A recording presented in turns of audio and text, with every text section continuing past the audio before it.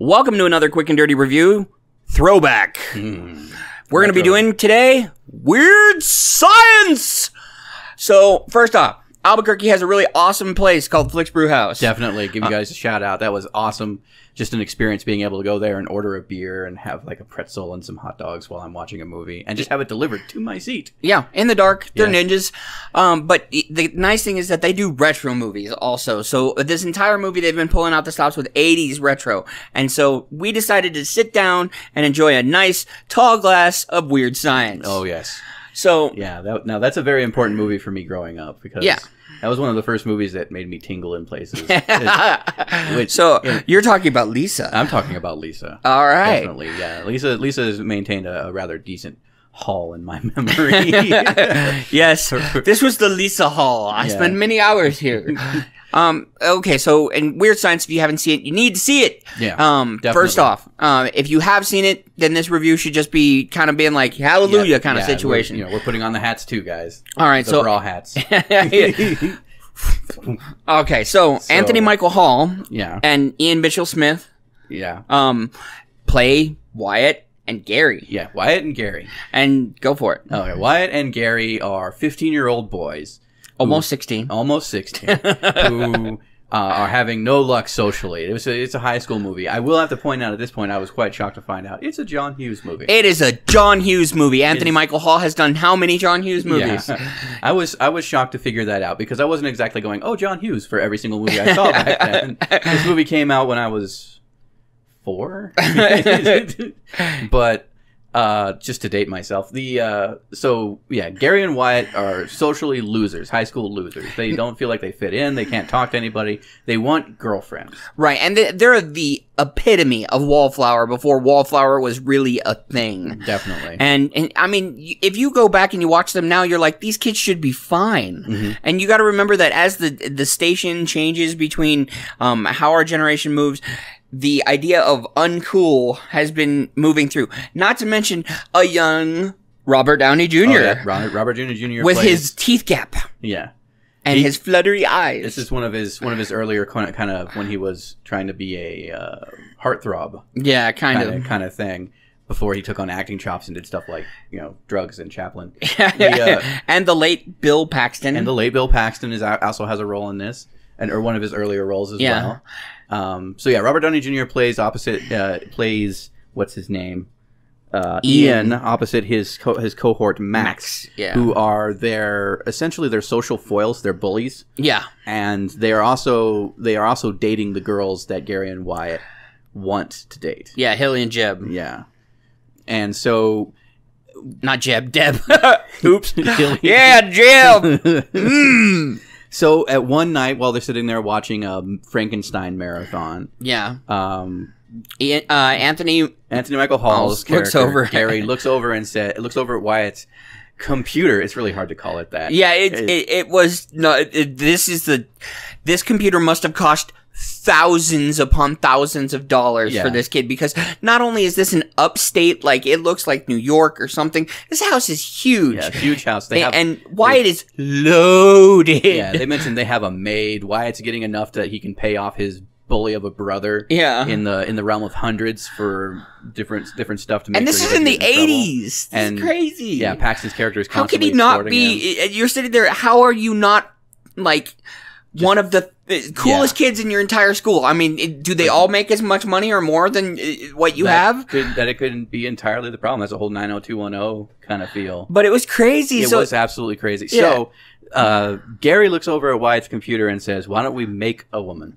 Well, this is when he was thinking like virtually. Yeah. So they could bounce ideas off of it. Yeah, they wanted to simulate a woman so they could figure out how to interact with them. Right, because they thought they were just such tards. Yeah. And so proceed to a montage of them making various enhancements and there's a lot of sight gags and jokes.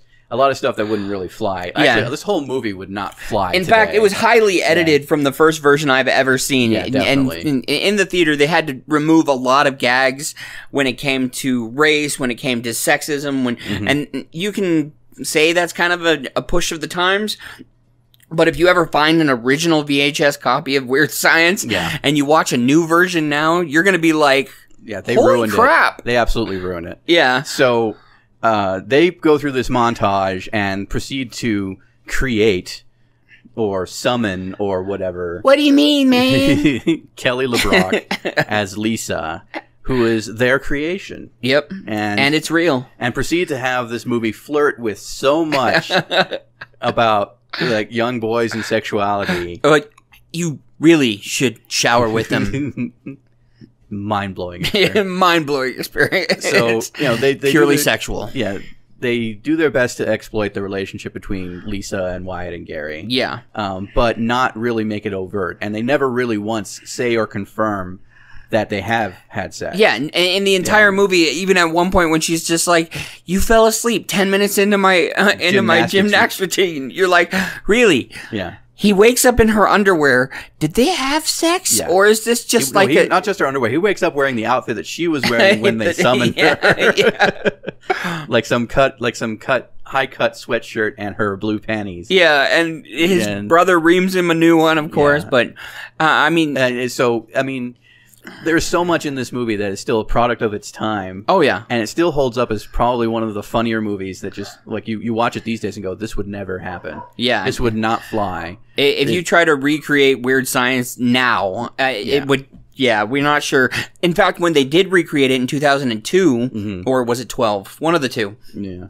They used high school students that were seniors. I checked. They were 17 and 18. And it was just like...